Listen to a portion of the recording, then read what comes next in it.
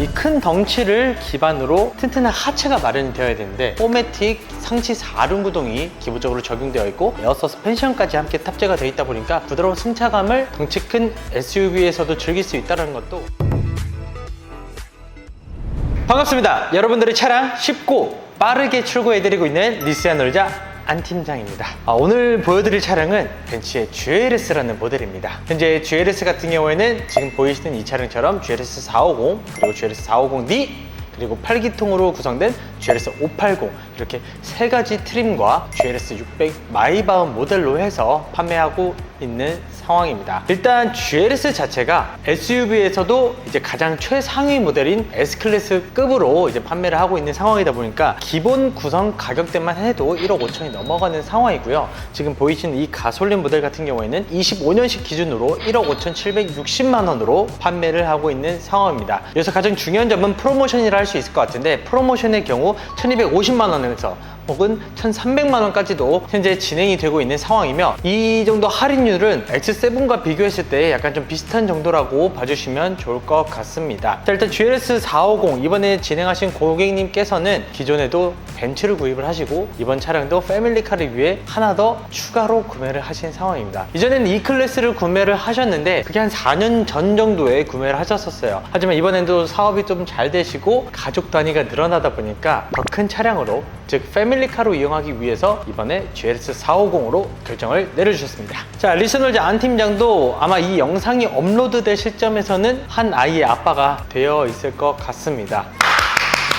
조금 자축하는 분위기로 한번 가봤는데, 저도 최근에 SUV로 차량을 바꿨습니다. 카시트도 설치해야 되지, 유모차도 실어야 되지, 이게 세단에서 나올 수 없는 그 실용성이 분명히 이 SUV에는 존재하거든요. 물론 저 같은 경우에는 이제 첫 출산이다 보니까 첫 아이의 경우 이렇게 큰 대형 SUV는 굳이 필요는 없을 것 같지만, 자녀분이 2명 이상이라면 고려를 해볼 수 있는 차종 중 하나겠죠. 게다가 이렇게 큰 차량의 경우 실내 안에서의 그 쾌적함, 그리고 자녀분들이 아무리 발을 차더라도 넓은 레그룸 덕분에 그 공간성이 굉장히 유의미한 차량이라 봐주시면 될 것 같아요. GLS 450은 또 디자인 같은 경우에도 패밀리카에 좀 많이 특화가 되어 있다 보시면 될 것 같아요. 그래서 스포티함은 과감하게 떨어뜨렸다, 하지만 단단하고 묵직한 그런 고급미와 세련미가 다 느껴질 수 있는 디자인을 채택했다는 게 포인트예요. 여기에 GLS 450에서 적용되는 그릴 자체가 벤츠의 G450D 모델 아시죠? 요즘 굉장히 핫한 모델인 그 디젤 모델에도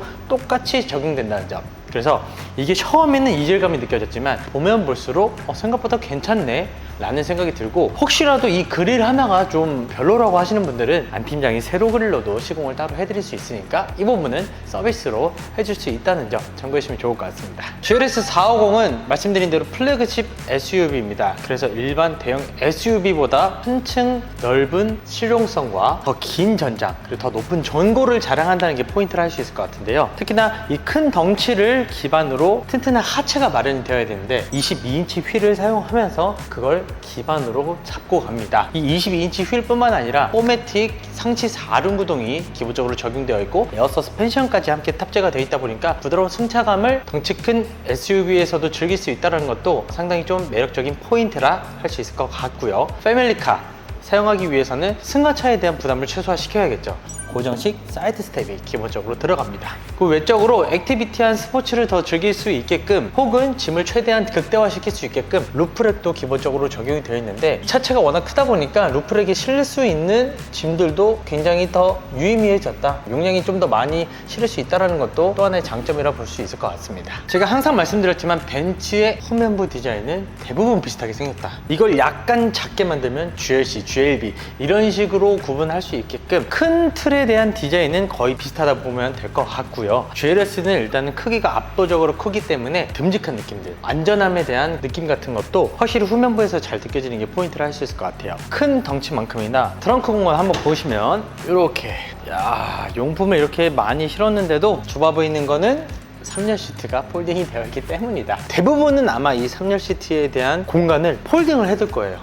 폴딩을 해두면 자연스럽게 트렁크 공간이 더 늘어나겠죠. 근데 이 차를 왜 이렇게 불편하게 구입을 해야 되냐 하는 의견들도 있을 수가 있어요. 왜냐면 보시는 것 같이 총 7명이 탑승할 수 있는 차량이기 때문인데요. 7명을 다 탑승할 수 있다면 트렁크 공간이 이렇게 비좁아지기 때문에 아무래도 이 3열 시트에 대한 부분은 과감하게 폴딩을 통해서 짐을 극대화시키면 될 수 있을 것 같고, 혹은 내가 사람을 또 많이 태워야 돼. 그럴 경우에는 이 3열 시트를 이용해서 또 추가적으로 인원을 더 태울 수가 있다는 장점이 있기 때문에 유동적인 게 큰 핵심 포인트를 할 수 있을 것 같습니다. 제가 얼마 전에 GLE를 촬영했는데 GLE 실내하고 똑같이 생겼습니다. 조금 더 커졌다는 그런 느낌 빼고는 큰 틀에서 또 벗어나지가 않는다는 게 포인트인데, 이미 GLE 450 같은 모델에서도 웬만한 풀옵션이 다 적용이 되어 있기 때문에 GLS도 마찬가지로 옵션은 빠지는 게 없다라고 봐주시는 게 맞을 것 같아요. 그래서 뭐 내공 컵홀더라든지 헤드업 디스플레이, 자율주행 등등등의 이제 기타 옵션들은 다 들어가 있으니까 굳이 설명을 안 드려도 다들 들어가 있을 거라고 알고 계시면 될 것 같고요. 조금 더 디테일한 포인트는 바로 이 헤드레스트가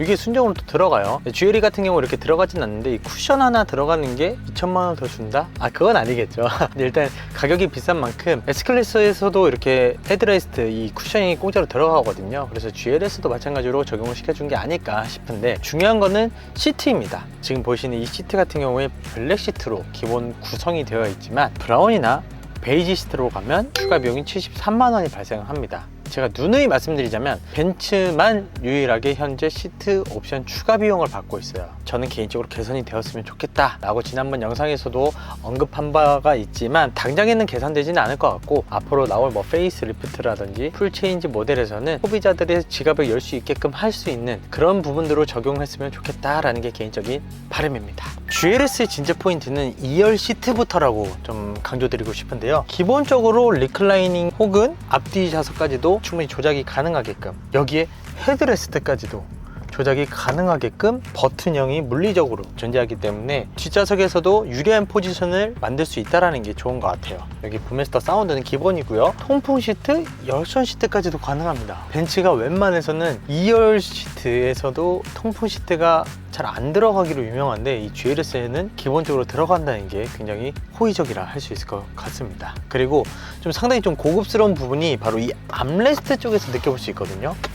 이렇게 내렸을 때 양쪽 좌석이 구분이 지어지면서 팔걸이가 완성되는데, 여기에 태블릿 PC까지 들어간다? 근데 이 태블릿 PC가 심지어 차량에 대한 전반적인 조작 기능을 다 가지고 있는 태블릿 PC이기 때문에 뒷좌석 2열 시트에서도 차량에 대한 조작들을 편리하게 가능한 게 너무나도 좋은 것 같아요. 그뿐만 아니라 공조 버튼들도 기본적으로 조작이 편리하게끔 구성이 되어 있고, 이 공간 덕분에 컵홀더가 없어졌잖아요. 그래서 그 컵홀더에 대한 기능을 여기 앞쪽에다 배치를 한 것도 상당히 디자인적으로도 괜찮은 것 같습니다. 우선 기본적으로 이 암레스트 기능 자체가 타 브랜드에 비해서 조금 더 고급스럽게 구성된 건 맞기 때문에 이 점은 정말 좀 칭찬을 하고 싶은 부분이고요. 썬루프 같은 경우에도 가운데가 바가 하나 지나가긴 하지만 널찍하게 구성된 파노라마 썬루프로 인해서 개방감이 아주 시원하다 보시면 될 것 같습니다. 자, 3열 시트를 한번 보여드리고 싶은데, 사실상 여기에서는 뭐 추가적인 옵션이 어떤 게 들어가 있다 이런 건 없어요. 이 공간을 내가 실용성 있게 사람을 태울 땐 추가적으로 태울 수 있고, 짐칸으로 이용할 수 있게끔 풀플랫이 가능한 폴딩 기능이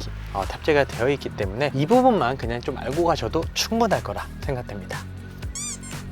오늘 이렇게 럭셔리 플래그십 SUV의 끝판왕 벤츠 GLS 450 모델을 만나봤습니다. 최근에는 GLS 580보다는 부담이 조금 더 덜한 GLS 450들의 문의가 좀 더 많다라고 보시면 될 것 같고요. 솔직히 말씀드리자면 이전에 GLS 450이라는 모델이 없었을 때는 당연히 580밖에 판매를 하지 않았기 때문에 580의 인기는 계속해서 이어지긴 했었습니다. 하지만 이 450 모델이 나온 이후부터는 580에 대한 판매량이 오히려 좀 많이 떨어진 느낌이 들거든요. 6기통 3000cc 가솔린 엔진을 기반으로 이 큰 차체를 움직일 수 있는 그런 힘들은 부족하지 않기 때문에 대부분 가격적인 경쟁력이 있는 이 GLS 450을 선택하는 것 같습니다. 디자인도 솔직히 거의 차이 나는 것도 없고, 큰 틀 안에서는 옵션도 크게 차이가 나지 않기 때문에 솔직히 저라도 이 GLS 450을 선택할 것 같아요. 리스너자 안 팀장에게 문의 주신다면 지금 보이시는 이 벤츠 GLS 450 최대한 저렴하게 구입하실 수 있게끔 전국 최대 프로모션 할인 적용해서 진행을 도와드릴 거고요. 리스와 장기 렌트 상품도 최저가로 해서 여러분들과 함께 좋은 인연을 만들어가고 싶으니까 위 상단에 보이시는 연락처로 전화나 카톡 주시면